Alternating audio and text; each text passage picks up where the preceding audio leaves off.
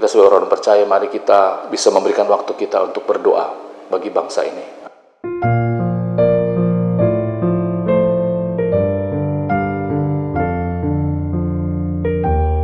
Shalom, salam sejahtera buat kita semua di pagi hari yang diberkati Tuhan. Kita percaya bahwa hari ini adalah hari yang istimewa karena Tuhan beserta dengan kita. Masih dalam suasana memperingati 81 kemerdekaan dari bangsa kita. Imamat pasal yang ke-19 ayat 9 sampai 18 akan menjadi perenungan kita. Demikian firman Tuhan. Pada waktu kamu menuai hasil tanahmu, janganlah kau sabit ladangmu habis-habis sampai ke tepinya, dan janganlah kau pungut apa yang ketinggalan dari penuaianmu. Juga sisa-sisa buah anggurmu janganlah kau petik untuk kedua kalinya, dan buah yang berjatuh di kebun anggurmu janganlah kau pungut. Tetapi semuanya itu harus kau tinggalkan bagi orang miskin, bagi orang asing. Akulah Tuhan Allahmu. Janganlah kamu mencuri, janganlah kamu berbohong, dan janganlah kamu berdusta seorang kepada sesamanya. Janganlah kamu bersumpah dusta demi namaku, supaya engkau jangan melanggar kekudusan nama Allahmu. Akulah Tuhan. Janganlah engkau memeras sesamamu manusia, dan janganlah engkau merampas. Janganlah kau tahan upah seorang pekerja harian sampai besok harinya. Janganlah kau kutuki orang tuli di depan orang buta. Janganlah kau taruh batu sandungan, tetapi engkau harus takut akan Allahmu. Akulah Tuhan. Janganlah kamu berbuat curang dalam peradilan. Janganlah engkau membela orang kecil dengan tidak sewajarnya, dan janganlah engkau terpengaruh oleh orang-orang besar. Tetapi engkau harus mengadili orang sesamamu dengan kebenaran. Janganlah engkau pergi kian kemari menyebarkan fitnah di antara orang-orang sebangsamu. Janganlah engkau mengancam hidup sesamamu manusia. Akulah Tuhan.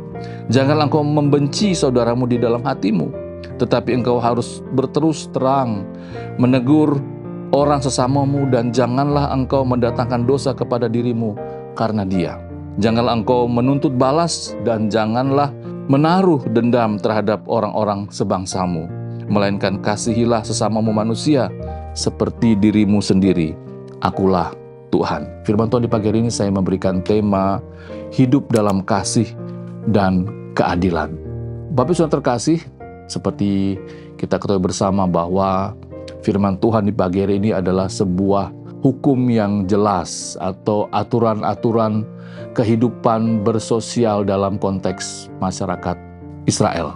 Menarik dalam bacaan awal kita, bagaimana Tuhan mengatur kalau kalian panen, jangan sampai kalian menghabiskan semua hasil panenmu, menyisakan sedikit untuk orang-orang miskin, untuk orang yatim piatu, untuk para janda, bahkan untuk para pendatang.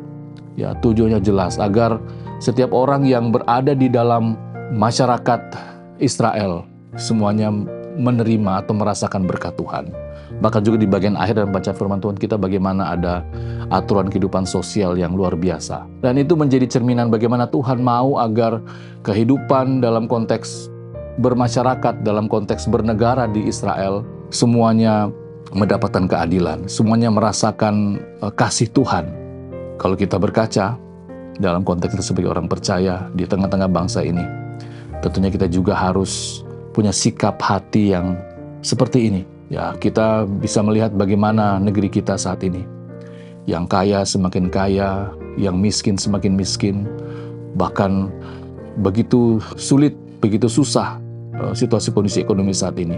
Begitu banyak lapangan pekerjaan yang bisa dikatakan banyak orang yang tidak bisa bekerja, ya, karena situasi ekonomi yang tidak menentu saat ini.